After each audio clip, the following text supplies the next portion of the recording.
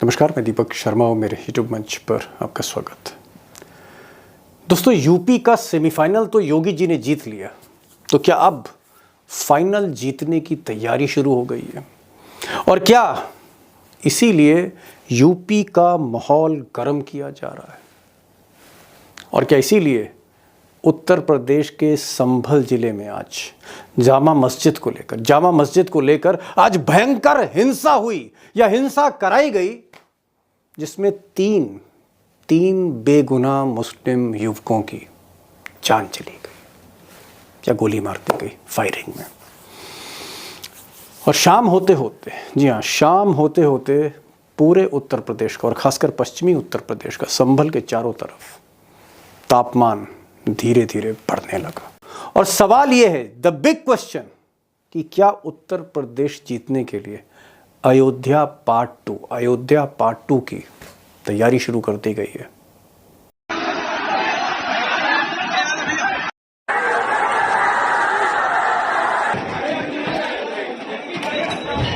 अब दोस्तों, बड़ी खबर पर आने से पहले, ब्रेकिंग न्यूज़ देने से पहले, खुलासे से पहले मैं चाहता हूं आप मुझे चंद सेकंड दीजिए सो दैट ये जो संभल की जामा मस्जिद है इसका सारा प्रकरण आपके सामने रख सकूं। चंद सेकंड में इसको रिकैप करना चाहता हूं। एक बार ये मामला समझ गए, अंदर की सारी परतें, सारा खेल समझ में आ जाएगा।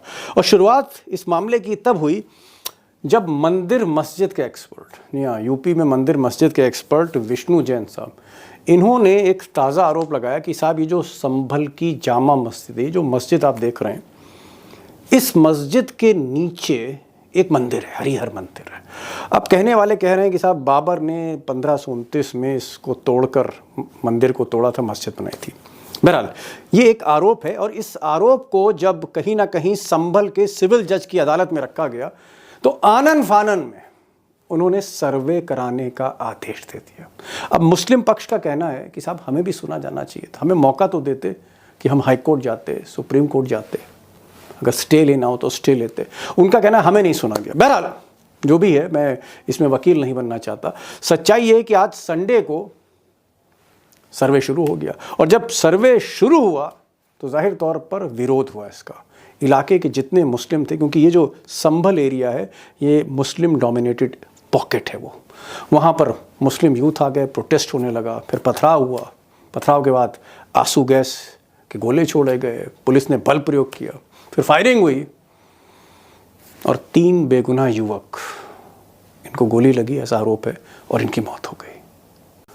अब दोस्तों, मुस्लिम पक्ष का कहना, जो इलाके के मुस्लिम हैं, उनका ये कहना है कि साहब ये जो तीनों युवक हैं, मुस्लिम यूथ हैं, इनकी कोई क्रिमिनल हिस्ट्री शीट नहीं थी, इनका कोई इन्वॉल्वमेंट नहीं था, ये पुलिस की गोली से मारे गए हैं, ये बिल्कुल बेगुनाह थे। अब सवाल इस बात का है कि ये बेगुनाह थे और पुलिस की गोली से मारे गए, पुलिस फायरिंग में मौत हुई, इसकी तो फिर जांच होनी चाहिए। कोई सीबीआई जांच करे, सुप्रीम कोर्ट उसको मॉनिटर करे, कोई जुडिशियल इंक्वायरी हो, तब पता लगेगा। मैं स्टूडियो से तो कुछ बता नहीं सकता, लेकिन एक बात मैं ज़रूर आप सबसे कह सकता हूँ, पुलिस से, प्रशासन से, मुस्लिम पक्ष से, वकीलों से, और जो हिंदू पक्ष है, कि बेटा चाहे मुसलमान का मरे और बेटा चाहे हिंदू का मरे, माँ का दर्द, परिवार का दर्द एक जैसा होता है। पहले इस माँ की बात भी सुन लीजिए। गोली मार के पुलिस वाले ने, अब क्या कहूँ बेटा सरकार से, मेरा तो लुट गया, अल्लाह मैं किससे कहूँ। अब दोस्तों, संभल की ये जो हिंसा है, ये जो हिंदू मुस्लिम का फिर से विवाद हो गया, या मंदिर मस्जिद का कहें, ये जो सर्वे का जो बवाल हुआ है, एक बात समझ से बिल्कुल परे है। और समझ से इसलिए परे कि जब आरएसएस ने इस चैप्टर को क्लोज कर दिया, जब आरएसएस ने इस पूरे प्रकरण को खत्म कर दिया, और मोहन भागवत, आरएसएस के चीफ, ने कहा कि भाई चाहे कुछ हो जाए, अब हम आंदोलन करने वाले नहीं हैं, हमारा आंदोलन अयोध्या मंदिर तक सीमित था, राम मंदिर तक सीमित था, राम जन्मभूमि तक सीमित था, अब हम आगे इस एजेंडा को नहीं बढ़ाना चाहते। और मोहन भागवत ने कैमरे के सामने कहा कि कब तक हम मस्जिद के नीचे शिवलिंग खोजते रहेंगे। सवाल इस बात का है कि जब मोहन भागवत ने कहा कि रोज रोज मस्जिद के नीचे शिवलिंग खोजना ठीक नहीं, तो फिर रोज रोज शिवलिंग क्यों खोजा जा रहा है? लेकिन रोज एक मामला निकालना नया, ये भी नहीं करना चाहिए। हमको झगड़ा क्यों बढ़ाना है? ज्ञानवापी के बारे में हमारी कुछ श्रद्धाएं हैं, परंपरा से चलती आई, हम कर रहे हैं, ठीक है। परंतु हर मस्जिद में शिवलिंग क्यों देखना? अरे भाई वो भी एक पूजा है। अब दोस्तों, अगर आरएसएस ने विड्रॉ कर लिया और खुद मोहन भागवत कह रहे हैं कि साहब रोज़ रोज़ किसी मस्जिद के नीचे शिवलिंग कब तक खोजते रहेंगे, अगर ऐसा वो कह रहे हैं, मोहन भागवत कैमरे पर कह रहे हैं, तो फिर ये खेल कौन करवा रहा है और इसके पीछे मकसद क्या, मोटिव क्या है? और अगर दूसरी तरफ देखें तो उत्तर प्रदेश के deputy chief minister Keshav Prasad Maurya, उन्होंने आज नया राग अलापा है। उन्होंने कहा कि साहब ऐसा है कि समाजवादी पार्टी जो है वो हार गई है और अब अपने समर्थकों के थ्रू, अपने समर्थकों के जरिए ये उपद्रव करा रही है।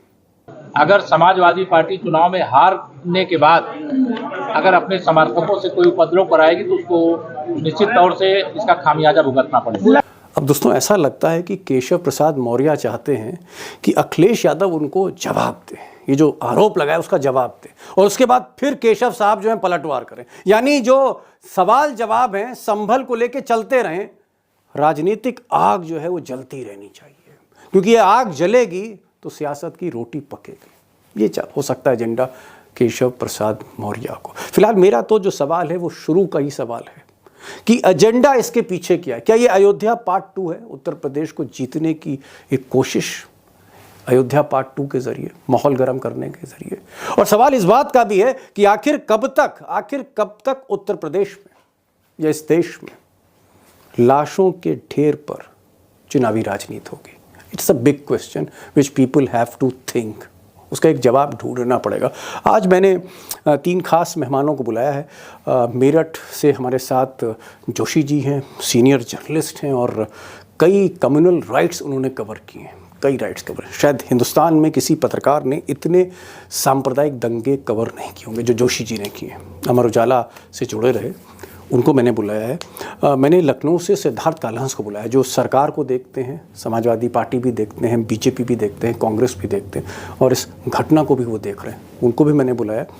और उत्तर प्रदेश में कई बरस तक उमाकांत लखेड़ा साहब ने रिपोर्टिंग की, मैंने उनको भी बुलाया है। कोर्ट्स भी समझते हैं, न्यायालय भी समझते हैं, उनसे भी मैंने बहुत से सवाल किए, बड़े नाजुक सवाल हैं। मुझे लगता है कि इन सारे जवाबों को आपको सुनना चाहिए, क्योंकि जो सॉल्यूशन है वो आखिर में छुपा है ऐसी समस्याओं का, कि ऐसी समस्याएं, इस तरह के दंगे, इस तरह की हिंसा हिंदू मुस्लिम कैसे कम हो सकती है। सुप्रीम कोर्ट को क्या करना चाहिए, कैबिनेट सेक्रेटरी को क्या करना चाहिए? प्लीज पूरा देखिए, समझने की कोशिश करिए। जोशी जी, मेरा सवाल ये है कि आप सीनियर मोस्ट जर्नलिस्ट है हम लोगों के बीच में, और एक बड़ी लंबी उम्र आपने जो है इस तरह के दंगे, इस तरह के फसाद, सांप्रदायिक हिंसा, इन सबको आपने बहुत करीब से देखा है, खासकर पश्चिमी उत्तर प्रदेश में। मैं आपसे पूछ रहा हूं कि क्या संभल की घटना को टाला जा सकता था? क्या ये जो 3 युवक हैं, वो चाहे हिंदू हैं, मुसलमान हैं, मुझे उससे मतलब नहीं, मैं ये कह रहा हूं कि क्या इन 3 युवकों की जान बचाई जा सकती थी? क्या हिंसा से बचा जा सकता था? मेरा सवाल ये है जोशी जी। बिल्कुल बचा जा सकता था। देखिए, ऐसा है कि जिस तरह से वहां पर गोलियां सामने से चलाई जा रही है, जिस तरह के वीडियो आ रहे हैं, वो वीडियो जो हमारे वहां के प्रेस के मित्रों ने भेजे हैं, प्रेस फोटोग्राफर्स ने भेजे हैं, वो देख के साफ लगता है कि पुलिस सामने से गोली चला रही है। भाई, पहले कंट्रोल करना होता है तो आंसू गैस छोड़ी जाती है, आंसू गैस भी छोड़ी जा रही है, लेकिन साथ में सीधी फायरिंग भी की जा रही है और पुलिस वाले की भी गोली लगी है। ये भी बड़ा हमें दुख है कि लेकिन दंगाइयों ने बड़ी मतलब पता नहीं क्या हुआ, ईश्वर ने, प्रभु श्री राम ने उनका निशाना पैर की तरफ कर दिया। ऑपरेशन लंगड़ा उधर चल रहा था, गोली उधर पैर में लगी है, छुलते हुए निकल गई है, या क्या हुआ है इसका किसी को पता नहीं चलेगा, लेकिन लगी है ऐसा प्रशासन कह रहा है। और वहां पर पत्थर थे। अभी क्या है कि देखिए, ये जो झगड़ा है, ये हिंसक झड़प जो है, इसे मैं दंगा नहीं कहता दीपक जी, ये दंगा नहीं है, ये हिंसक झड़प है। और वो झड़प 2 गुटों में ना होकर एक गुट उसमें से पुलिस और प्रशासन का है और दूसरा मुस्लिम या अल्पसंख्यक समुदाय के युवकों का या उनके लोगों का है। ये झड़प है। अब क्या है कि ये झड़प जो हुई है, वो उसका पीछे कारण है, वो एक मस्जिद है जिसका नाम आज तक नहीं सुना किसी ने। वहां के स्थानीय निवासी जानते हैं, कुछ और आसपास के लोग जानते हैं, जामा मस्जिद हर शहर में होती है। अब वहां पर सर्वे आ गया, अभी कल को पता चलेगा कि आपके घर में आप, मुझे मालूम नहीं दिल्ली में रह रहे हैं या उत्तर प्रदेश में रह रहे हैं, ज्यादातर हमारे मित्र नोएडा और गाजियाबाद में हैं, तो वो आपके घर में आकर भी कह देंगे, सीढ़ियों पर बैठ जाएगा कोई बाबा, कहेगा मुझे तो यहाँ से बाल लीला नजर की ध्वनि सुनाई दे रही है, कृष्ण भगवान खेल रहे हैं, तो मंदिर था, तो आपके घर का भी सर्वे होगा। ऐसे ही वकील, ऐसे ही जज, ऐसे ही सत्ता, ऐसे ही पुलिस, कोई जिम्मेदारी होती है या नहीं होती है। लेकिन हाँ दीपक जी, कल तक ये दंगा या आज रात तक ये हिंदू मुस्लिम में कन्वर्ट करा दिया जाएगा, हो जाएगा जी। और ये ऐसा मैं अपने एक्सपीरियंस के आधार पर कह रहा हूं, मैंने 1987 का दंगा देखा है, मैंने मुरादाबाद का, बदायूं का, बहुत सारे दंगे, मैंने उत्तर प्रदेश भर के दंगे में मैंने कवरेज किया है।